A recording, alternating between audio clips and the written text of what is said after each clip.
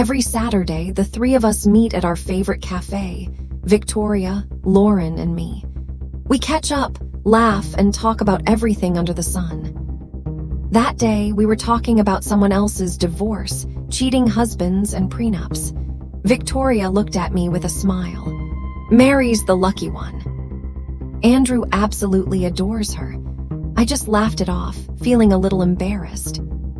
But then I caught Lauren giving me a strange look before quickly looking away.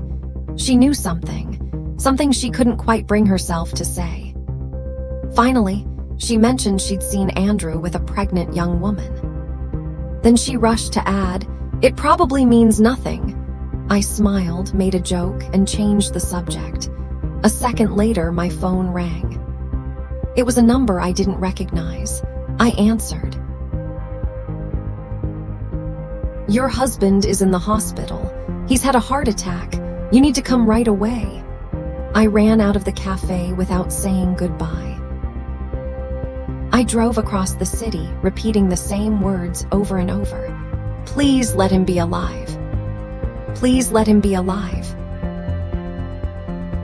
At the reception desk, time seemed to stop. The woman behind the counter flipped through her paperwork without any sense of urgency. Then in a flat voice, she said, "There's nothing you can do for him now." Everything went black. My legs nearly gave out. "He's alive, he's alive." "He's already been treated," she added irritably. I let out a shaky breath. My heart finally started beating again.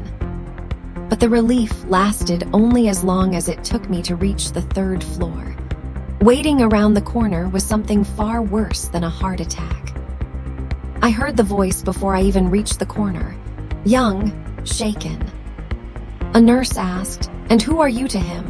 Without missing a beat, the young woman answered, "I'm his wife." 3 words. That was all it took for something inside me to break.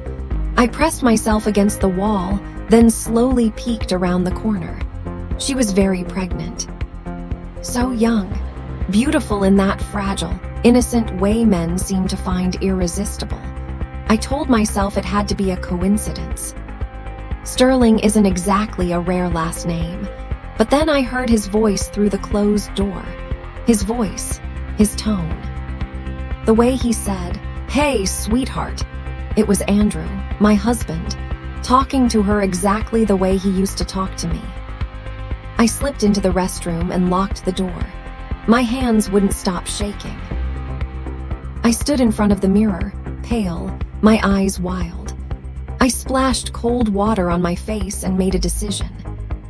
I pulled a white lab coat off the hook behind the door, took a notepad from my purse, and 5 minutes later I was walking behind her, pretending to be the doctor taking her medical history. Her name was Alicia Courtney. She'd been with Andrew for 2 years. The baby was his. She told me everything without hesitation, never suspecting who I really was. She said his legal wife, me, was mentally unstable. That I'd be committed to a psychiatric hospital. That Andrew would marry her as soon as the baby was born. She gently rubbed her belly, glowing with happiness. She believed every single word. And that's when I realized she wasn't the enemy. She was a victim. The real enemy was upstairs on the 3rd floor, lying in a hospital bed with an IV in his arm. He lit up the moment I walked in. His whole face brightened. He leaned in to kiss me. His voice was soft, warm, familiar. "Sweetheart, don't cry. I'm okay."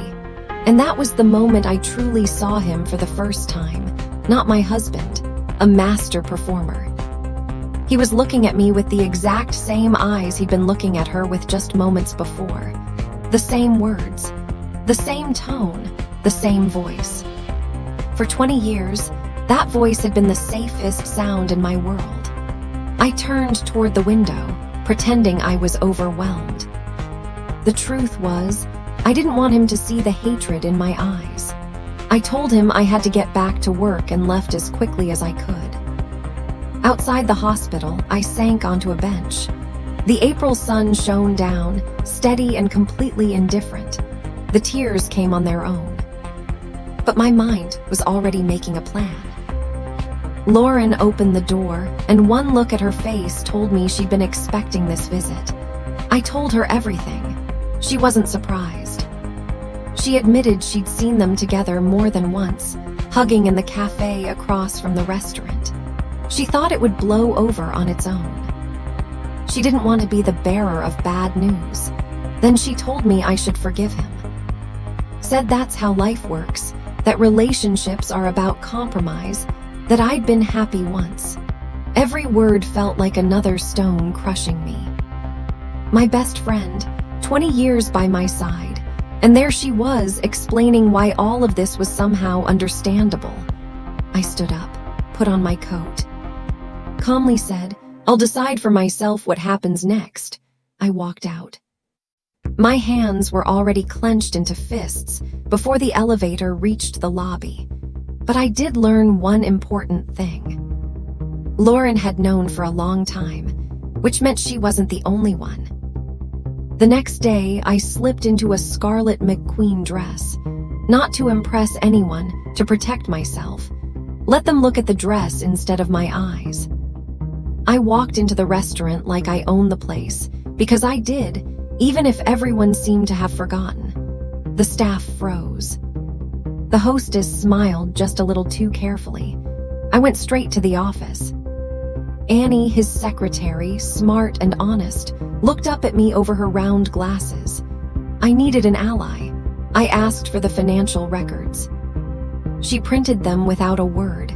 Everything was spotless, not a single suspicious expense. And yet he'd bought her diamonds, rented her an apartment, paid for her car. So where was the money coming from, Andrew? The mystery was still unsolved, but Annie was no longer a stranger. Lauren gave me the name of a divorce lawyer through her daughter. Isaac Wayne was a short, round, cheerful little man with stacks of files reaching the ceiling. He smiled as if divorce were a celebration instead of a disaster. I laid out my situation. He nodded, took notes, even chewed on his pencil. Then he leaned back in his chair and folded his hands. "It's simple," he said. "Everything you earn together gets split 50-50. That's the law." I asked about hidden assets, about money that had been disappearing without a trace. He shrugged. "You need proof. Without proof, it's 50-50. End of story. I walked out feeling like I'd wasted an hour. The lawyer Lauren recommended was clearly not the shark I needed. I realized that a little later, and not just about the lawyer.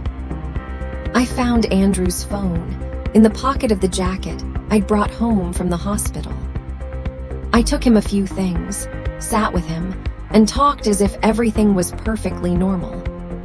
Somewhere in the conversation, I casually suggested we sign a prenup, almost like a joke.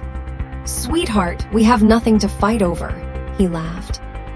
"Okay," I said, "but if there's anything you want to tell me, this is your chance." He looked me straight in the eyes, and he lied, calmly.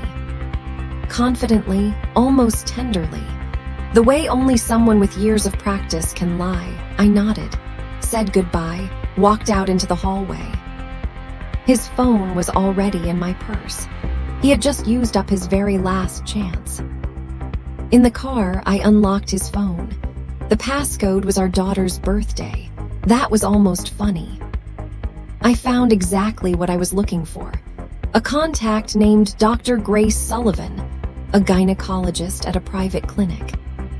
Right next to it was a message thread with a BMW dealership. Black, with a giant bow, a gift for the baby.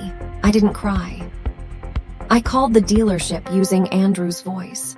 After 20 years together, copying his tone came naturally. The sales manager was polite. He confirmed the order.